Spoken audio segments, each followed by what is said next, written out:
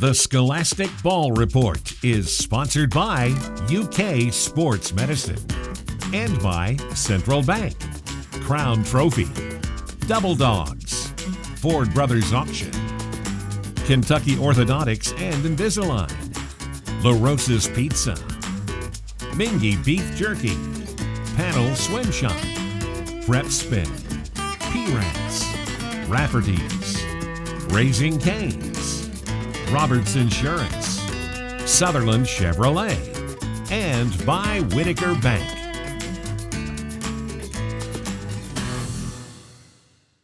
Hello, welcome into the Scholastic Ball Report. Gary Ball with William Warfield from Prep Spin out in the field. Today we're out at East Jessamine High School, and the Jaguars have a fine football team this year. Mike Boland is with us. We're going to talk to him and a couple of his players. That's the first segment. And then we'll have a feature from WKYT. Our scholars will be from West Jessamine. We can't come out here, William, to Nicholasville and not talk to East and West Jessamine High School. So we're going to talk to West Jessamine Volleyball. They're one of the top volleyball teams in the state of Kentucky, and they have two outstanding scholar athletes that we'll talk to here on the show. Also coming up, another Sutherland Chevrolet Drive of the Week. Sutherland Chevrolet, they are down here in Nicholasville, Kentucky. And also Jenny Williams is in from UK Sports Medicine. She's going to keep us in the game. All that coming up on the show here on the Scholastic Ball Report. But we know what you want. The best highlights in the state of Kentucky. You get them on Game Time here on WKYT. Down the road at Scott County, it looks like the Cardinals have probably figured out a few things since they beat Station 7-6 in week one. The Redbirds have had 49 and 42 points in their last two games, respectively. Tonight, meeting Ryle under 5 minutes to go first half. Matthias Cusick will rumble. He will stumble a little. He will bumble a little bit more. And look at the guy go. He will find the pylon 51 yards later. The Raiders lead at 15-14 at the break. We go to the third. It's 18-14 now, looking for more, but here comes big Luke Colvin. He's going to put a stop to that, and that would spark the offense. Campton Martin, 2 of his 4 touchdowns in the final 13 minutes. Scott County stays unbeaten. Red Heat, 28-18. Madison Central at home tonight against Lincoln County. Patriots with a 14-7 halftime lead. Adding to it here in the third, Lee Amon takes it in for 6 more. 20-7 Lincoln County. Next Madison Central drive. The Indians hand it off to the big fella. Kenyatta Hardage. He's a load. He bullies his way into the end zone. Come on with me. Central within 6. The Indians were driving later in the quarter with a chance to take the lead. But the snap here is fumbled and recovered by Blaze Brown of Lincoln County. The Patriots hold on with the 26-14 win.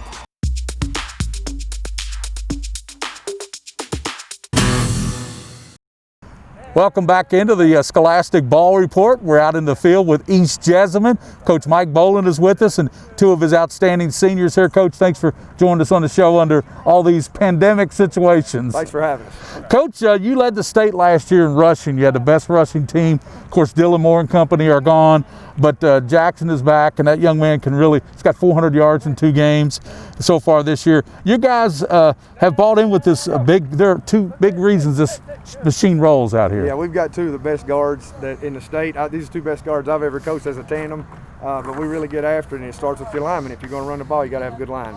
Caleb, you guys have a lot of pride in running the football here. Where did this start for you? Well, I started playing in 8th grade, and back then we couldn't really throw that well, and that's all I've really known since is run the football, run the football, run the football some more. And it works well. It works pretty well for us. It does a job. I mean, why fix it if it ain't broken, right, Coach? That's right. That's right. Xavier, you pull and block a lot from your guard spot. Why does this work so well for you and for East Jess? I just feel like the wing tee just sets us up perfectly. 28, 29, those plays are our bread and butter right there. I just feel like once you got 2 big, fast guards, it's pretty much unstoppable once you got a good wing tee going. Exactly. Caleb, does the condensed season, the fact you're playing a short season, does that motivate you with the short season? I definitely think so, because it's kind of uncertain. We don't even know if we're going to be able to play the whole season, but we're definitely hoping for the best. And it's definitely a motivator that knowing we don't have as much as we had last year. Xavier, what is your biggest asset to the team, and how do you exploit and use that? I just feel it's like my tenacity to run football. Like Caleb said, it's all we ever known. We never pass it, so running the ball is all we know. We just shove it down their throats, make sure we win. Coach, it's been a very strange season to say the least with the high school sports with the pandemic. Like your young man there, Caleb was saying, you never know from week to week if you're going to play football. But right now you're playing football, so your guys have bought into this at all cost. And how has the team totally bought in, you think? Well, I think it's becoming real now that we've played 2 games. When we first played that first week, it was like, is this really going to happen? You know, It was almost like somebody was going to pull the rug from under us, or we were going to wake up from a dream. But now that we've gone out there twice on Friday nights and actually lined it up, I think our kids are starting to buy in. And I told somebody the other day, one of our big goals is to try to play 9 games. Let's just try to keep everybody healthy. Let's keep everybody out of Corona, get everybody away from COVID, and let's just keep playing football. And at the end of the year, if we've played 9 games and these kids got what we wanted out of this season. Yeah. Well, Coach, there's your Mingy beef jerky presented to the coach. And that's Mike Boland, 2 of his outstanding seniors here at East Jessamine. And now we're going to the great feature from WKYT.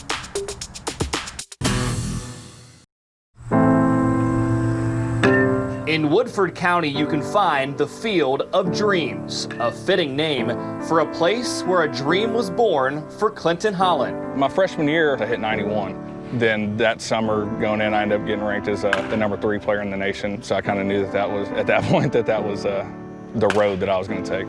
With a mid-90s fastball and a filthy slider, Clinton took Kentucky by storm, leading his Yellow Jackets to the state tournament in 2012. I guess hopefully go see what happens and hope for the best. In front of a packed Whitaker Bank ballpark, Woodford's flamethrower struck out 14 against Powell County, 11 in a semifinal win over Bishop Brossart.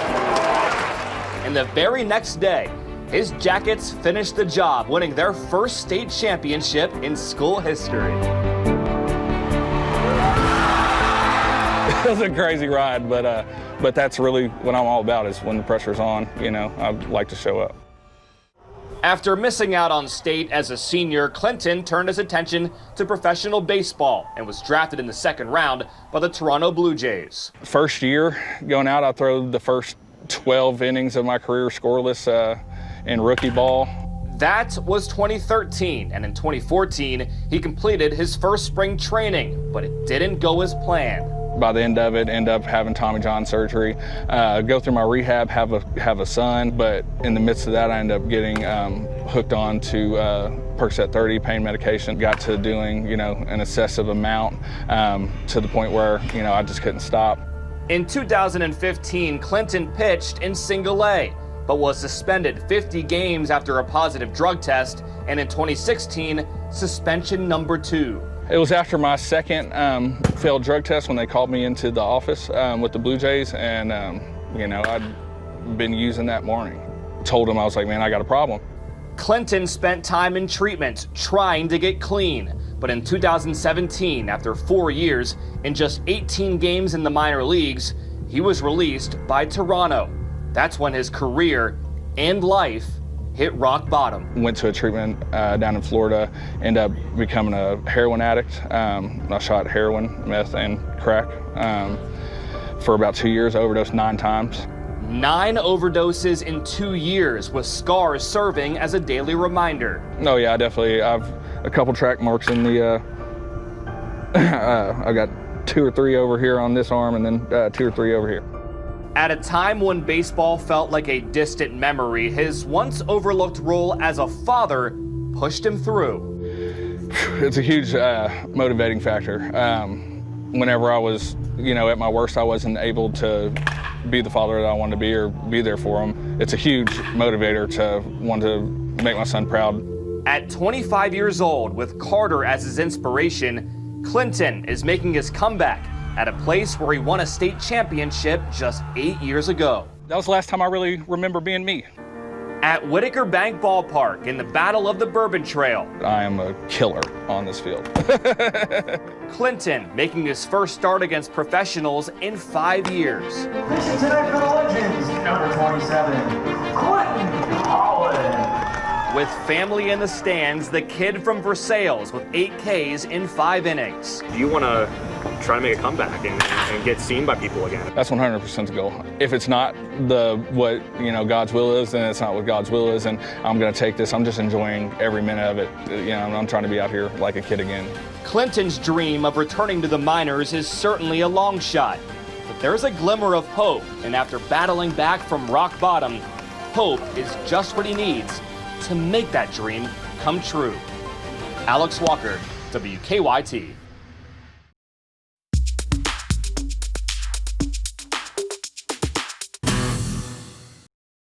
Welcome back into the Scholastic Ball Report. Our scholar athletes are from West Jessamine Volleyball. We've got with us Emily and Ava and Coach Bird. Thanks for being with us, guys. We appreciate you joining us on the show. Let's start with you, Ava. You have a 4.0 grade point average and play volleyball, excel in sports. Has there been a pivotal game for you guys this year? Well, I really think Henry Clay's when we started coming together. That game, a lot of rotations changed up. And so I think we kind of came together and figured out what we needed to do to work best as a team. And Emily, you keep a 3.5 grade point average. Congrats for that. Thank you. What legacy do you hope to keep here at West Jess for the younger ladies? Yeah, Ava picked our team shirts. It says attitude equals ability. So I think that's something I really try to, show for the younger girls and everyone here on the volleyball team. So I think that's really what I tried to, excel here is attitude equals ability. Coach Bird, West Jessamine always seems to have great student athletes here at the school, and that's by design. You guys really stress academics. So when you look at these two young ladies, how do they fall into that group here at West Jess? Wow, they're just, they're top notch. These girls are, what the program's all about. They're great students. They're great mentors to the young girls. They're always working with them. They're in here early today running drills with them. They're just great student athletes. Ava, what are your team goals this year and maybe your personal goals? I think this year definitely getting to state is another big goal for us because we went last year, and unfortunately the year before we didn't. But it would be a huge thing for me to go to state my senior year because the first year I played West Volleyball, we went to state, and we went to state the next year after that as well. So I think it would be a really homecoming moment to get to state again. Emily, how about you? What are your goals? Yeah, I definitely agree with Ava. I think this team, we're really at our top notch this year, so I definitely think going into the first couple rounds of state is something that we can do. So I would really like to see us accomplish that. And Coach, same thing I asked them really, what can this team achieve in your estimation and these two young ladies? Well, the sky's the limit for this team. We've got size, we've got athletes, they're smart, the sky's the limit for them. With these two leaders, I'm feeling pretty good about postseason. Yeah, it helps to have leadership, doesn't it? Exactly. Especially two young ladies like this. Thank you, young ladies, for joining us on the show. Thank you. There's your plaques. If you'll turn those around and show those are from Crown Trophy. Ryan Tyson presents those on the show. Congratulations for being the Scholar Athletes of the Week on the Scholastic Ball Report. Thank you. Thank you. Now we're going to this the Sutherland Chevrolet Drive of the Week as we head down to Nicholasville. Here is your Sutherland Chevrolet Drive of the Week, Thursday night, Douglas in Grant County. This is Dane Key on his way to the end zone, and it's hurdle practice over the Grant County defender. Worth another look. Only one defender in his way, and he's over the top for the touchdown. Dane Key, some sort of talent, along with the Douglas Broncos. They get the win 64-0. That is your Sutherland Chevrolet Drive of the Week.